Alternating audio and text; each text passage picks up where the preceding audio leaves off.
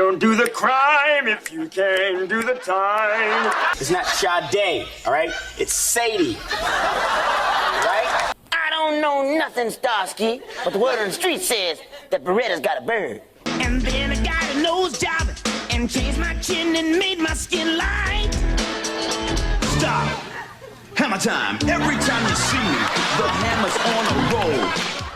The line producer's in my ear, and he can't even give me cues because he's laughing. Before In Living Color, Tommy's life included living in black and white. He joins us this morning ahead of his appearance at the Houston Improv all this weekend. Good morning and welcome back to Great Day, Tommy.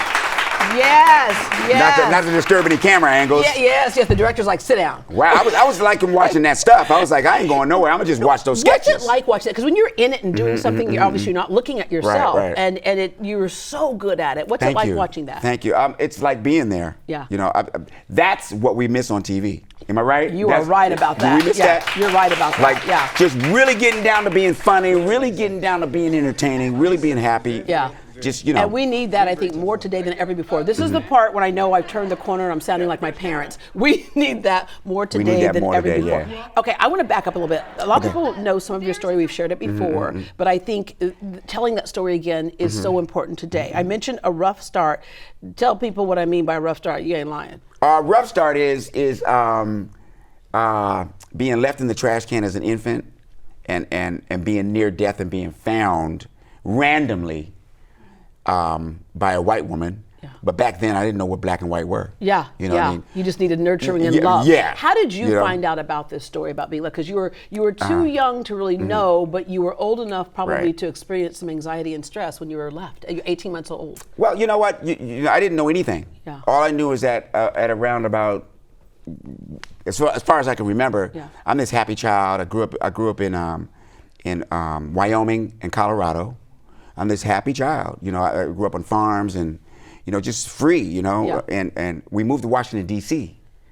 And I found out that my family was a different color than mine because the kids beat our ass every day. And I was such a happy kid. And they were saying to my family, kill the white crackers and kill the white cracker And let's lover. give people an idea of what time this is. Okay, the Civil Rights Act of 1964 and 65 had just been passed. It forbade discrimination. Like you had to tell people you can't discriminate against people because of their sex, their race. It enforced desegregation of schools was happening at that time. The bills also enforced voting rights that said yes, you can vote without harassment. So you have this white adoptive family, and your parents, in a way, felt like when President Kennedy said, "Ask not what your country can do for you, but you can do for your country," that they were taking part in that, in kind of closing that gap on race relations. You read my book. I read your life, yes. Well, all I know is that I was 5 years old, you know, and I went to my mom and said, why are they telling me white cracker lover when I like graham crackers? Yeah, right. With the sentiment on it. Okay. I like graham crackers, man. Yeah. You know, white crackers can be a little dry. Yeah. You know, so you know, you like, you can't salty. swallow them. Yeah, you want the cinnamon graham crackers. You know what I mean? So I went back to her and said, you know, why are they doing that? And she said, that's what people your color call people our color when they don't like them. Yeah. And I was like, really? Like, that's crazy. You know, well, what color am I? You know? And she said, you're black. And I said, no, I'm brown, like the crayons. Yeah. You know what I mean? Because, you know, and so she said, well, that's how it is. And I was like, that is the stupidest thing I ever heard. Yeah. You know? But it got It's interesting how it doesn't make sense to young kids, but we try to make it make sense to them later, right? They're mad at a color that really isn't the real color. So we moved to the suburbs then. I'm 5 years old. And that's the first time I heard the N-word because grown men were chasing me home. Like I barely would get in the house, kill them. Yeah. And I went to my mom and I said, who are these nicks? We need to stay away from them because they don't seem like very good people. Yeah. And she said, well, that's what people our color call people your color when they don't like them. And I was like, well, what color are y'all? And she said, we're white. And I said, no, you're beige. Or you're peach, like the crayons. And so I'm like, this is the most ridiculous thing I ever heard in my life. You know, and it made me really sad. I started crying because I love them. And how can I love someone and hate them at the same time? Yeah. Because when I was growing up, You love them through experience, and society is telling you shouldn't. No, but I'm not even in society yet. I'm 5. Yeah. So, you know, I thought we were like animals. Like, because I grew up in a lot of and watched a lot of litters because I grew up on farms. So if a black dog could have 3 white puppies, a gray one, a brown one, like at the same time. Yeah. And loved them all. And they all were having fun in the box, and we had fun with all of them. Yeah. Or a horse. Yeah. A horse could be, let's say the horse is like a white horse. You could have a pure black colt. Yeah. You know? And so I thought we were like that. And it just amazed me how we couldn't love each other like that. Yeah. You know? But I found out when I was black. I moved to a neighborhood that was an integrated neighborhood, and the big white teenagers and adults would run and kill the net, right? So these black teenagers stood in front of me one time, you know, and they ran the other way. And I've been black since that day. Yeah. I don't got to find out about this black now. I'm gonna find some more out about this. You know what I mean? You know, I got to get on that one. I think we always look back at what our early experiences do and how it sets the foundation for what we do in life. You've never been afraid to step out and try things, and you do so many things. You have music right now. I do. And speaking of which, I have a single coming out. My next single coming out is called Kid Zero. Yeah. And who are you singing like? Because you can sing like everybody else. Michael Jackson, you can sing like Sammy Davis. We're going to hear Tommy? You're going to hear Tommy, but you're going to hear another phase of me. This is smooth jazz.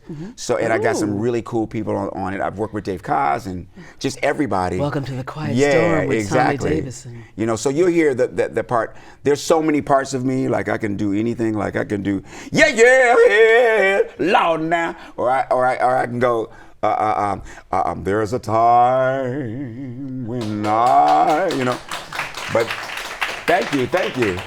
But in this phase, it's going to be scatting jazz. You know, so you're going to hear that side. But the cool thing about this song, it's called Kid Zero, and on the cover is John Brown. John Brown, the abolitionist, who really started the Civil War. Yeah. You know, he took him and his family and some slaves and went down to Harper's Ferry and decided he's going to end slavery himself because he believed that everybody should really live together. Had a staunch belief in God, and it started the Civil War 18 months after. Now, the irony is my mother found me in the trash when I was 18 months. You see what I'm saying? So there was a connection there. So I called it Kid Zero because we're all Kid Zero. Yeah. We're all me, yeah. You know, at the same time. And so I put that song out now because there seems to be some kind of race problem in this country, and I don't see it. Because everybody in here looks different to me. Well, it's funny, we say Houston is the most diversity in the country, and this morning on the show we're looking at, y'all can't see over here, but we have that diversity represented here. I'm still that today. kid. Yeah. Where did the sense of humor come from? Was it kind of a defense mechanism? It just was. You know, you take a all white family and take them to all black city, then that was what you got. You know what I mean? And it came out of that. It was just out of the fact that I was a really happy child. Yeah. And I stayed that way. Like happy was my thing. Yeah. And I got happy from everything. I got happy from Sesame Street. I got happy from Bob Hope. I got happy from the Minnesota Vikings. I got happy You from, just woke up happy. So it was all about happy. Yeah. And it all is about happy. And what made me happy was I was surrounded with love, man. Yeah. And there wasn't just one color of people that loved me. You know, everywhere I went when I was a kid, there was always somebody saying, "Hey, what's that? Let me check this out. Is this your truck?" And they came in all shapes, sizes. But you did something that some people struggle with, and your happy is not external, it's not thermostatic. Happy starts right here, right? From the inside out. Something I had to figure out as a kid too, going through some stuff. And it's because if you let somebody else determine your happiness, they can snatch it away at any moment, right? Yeah. You have to determine that for yourself. All right. So your comedy routine on the stage is a combination of all of your life experiences. Everybody that it can change from one moment to the next because it depends on what happened to you on the plane flight on the way in, right? And then just people. Yeah. Just all the people, all the different people that I was blessed to be able to grow up around, you know, like Latinos, it's like they influenced my whole thing, you know, or Telemundo and Juan Gabriel, you know, Sábado Gigante, you know, and so the Latin experience is in me. Yeah. You know, my neighbors from Guatemala and Mexico and my mother speaking Spanish, so I'm everything. Cuéntame de tu vida. Sabes tú, Miguel, el neto arrepentida. Sé que tú no puedes. Aquí intente un blame. Okay, go ahead. No voy a dormir hasta This is tocar tu Houston! cara. Oh my gosh, this is awesome. With that said, what is, we look at comedy as just entertainment sometimes, but comedy throughout really the centuries, but before we were, way before we were born, but comedy does so much more for society. Yep, and that's why I'm glad I am one.